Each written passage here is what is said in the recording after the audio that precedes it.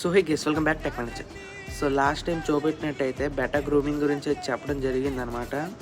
So ఇది వచ్చేసరికి part 2. Tank వచ్చేసరికి నార్మల్ నేను చూపించిన సైజులోని పెట్టుకొని ఆరో వాటర్ అయితే యూజ్ చేశాను నేను. మీరు ఆరో వాటర్ కాకపోతే బోర్ వాటర్ వాడుకుంటే చాలా మంచిది. మాకైతే ఇక్కడ మున్సిపాలిటీ వాటర్ వస్తుంది, దాంట్లో క్లోరిన్ అయితే ఉంటుంది అనమాట. సో అందుకే నేను ఆ వాటర్ అయితే యూజ్ చేయలేదు.